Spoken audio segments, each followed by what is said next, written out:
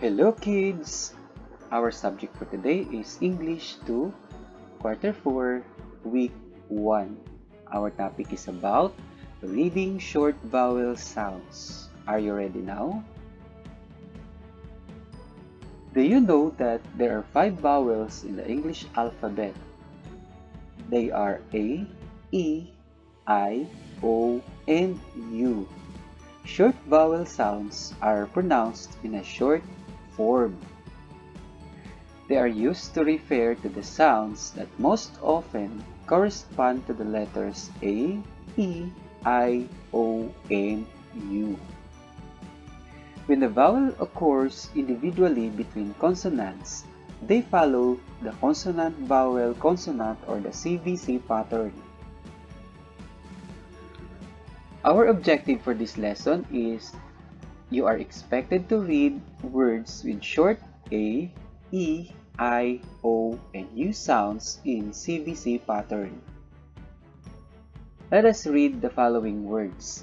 Let us pronounce the short vowel sounds in the words correctly.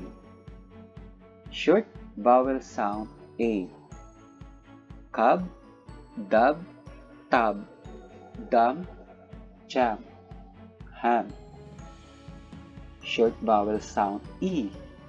Bed, led, red, met, let, pet. Short vowel sound I. Bib, rib, fib, mix, fix, six. Short vowel sound O. Box, row, mop, top, cub, mop. Short vowel sound U. Bud, cud, bug, cup, sun, pop. Which words produce short A, E, I, O, and U sounds?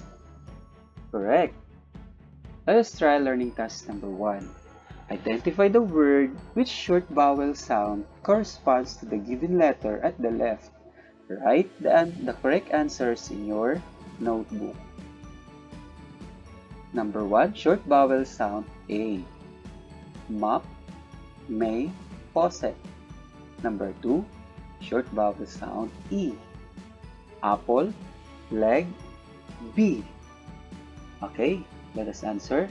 Number 1 is correct, mop. Number 2 is leg. Number 3, short vowel sound I. Fin, fine, hide. Number 4, short vowel sound O. Lat, loot, loud. Let us answer. For number 3 is fin. And number 4 is lat. And number 5, short vowel sound for U. Cat, bug, men. The correct answer is bug. Okay. Learning task number 2. Put a check mark if the pair of words have short vowel sounds and cross out X if they differ. Number 1, cab, top. Number 2, fed, pin. Number 3, sip, fit. Okay, let us answer. For number 1, check. Number 2 is X. And number 3 is check. Number 4, cut, mat. Number 4, jet, tet. The answer for number 4 is X. And number 5 is check. Okay, are your answers correct, kids? Very good. Learning task number 3. Read and identify the word with the same vowel sound as the name of the picture. Write your answers in your notebook. Number 1 is mat.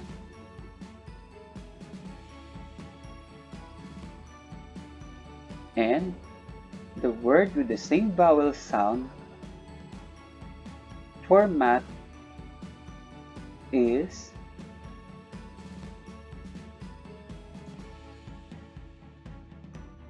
lap and bag. Number 2, the word is bed.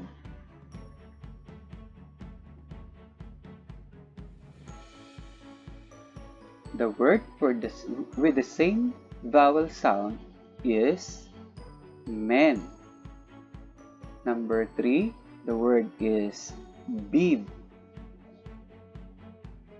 And the words with the same vowel sound are bead, read. Number 4, top.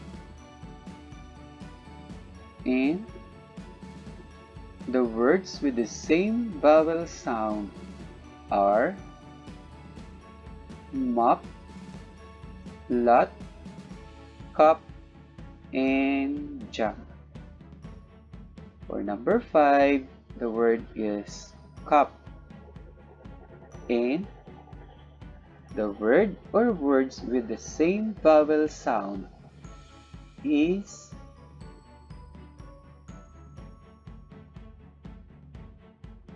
tub. Okay, do you have the same answer? Very good. What about reading short vowel sounds? Always remember that short A sound is what you hear in words like mop or dam. The short E sound is what you hear in words like bed or leg. The short I sound is what you hear in words like bead or fin. The short O sound is what you hear in words like box or lot. And the short U sound is what you hear in words like bud or cup. Always remember that to be able to read short vowel sound in a CVC pattern correctly, take note of the sound of each letters, blend their sounds, and pronounce the words correctly. Learning task number 4. Copy the words listed below in your notebook. Encircle the word that does not have the same vowel sound as the rest of in the group. Number 1, dab, van, met, fad. Number 2, ham, hub, rub, sam. Let us answer for number 1. Correct, met. Number 2 is ham. What about number 3? Dat, den, fag, pat. Number 4, web, men, nut, peg. Let us answer for number 3. Den. And what about number 4? Correct, nut. And number 5, kid, win, tip, red. It's red. Okay. Do you have the same answers? Very good. What about learning task number 5? Read and add a word with the same short vowel sound to the set of words in each item. Choose your answer from the words listed inside the box. Write your answers in your notebook. Numbers or words choices words are pat, bed, dip, tag, and tug. Number 1, hen, get. Number 2, hop, rod. Let us answer for number 1, hen, get, bed. Number 2, hop, rod, pat. Okay, Number 3, lab, vat. Number 4, big, hit.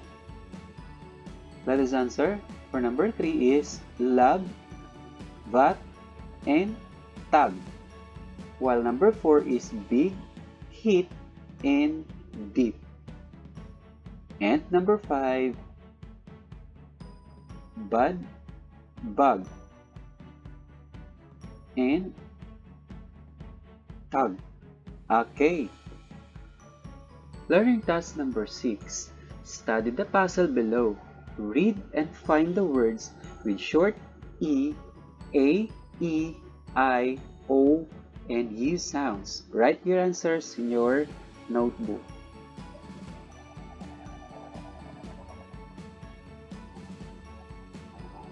Okay? Words with a short vowel sound are hug, lip, hum, let, got.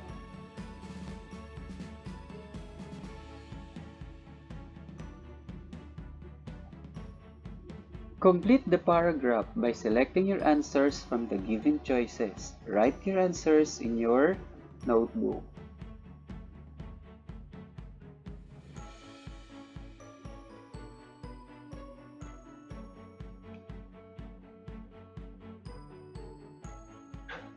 Okay, let us answer. The 5 vowel letters in the English alphabet are A, E, I, O, U. Vowels in the English language can represent a variety of sounds. When there is only one vowel in a word and it is found between two consonants, consonant, vowel, consonant, the vowel usually makes a short sound. Okay? I hope you have learned something from this lesson. Until next time, our reference for this lesson is Pivot for A Learner's Material, English 2, Quarter 4, Week 1. Thank you for watching and God bless everyone.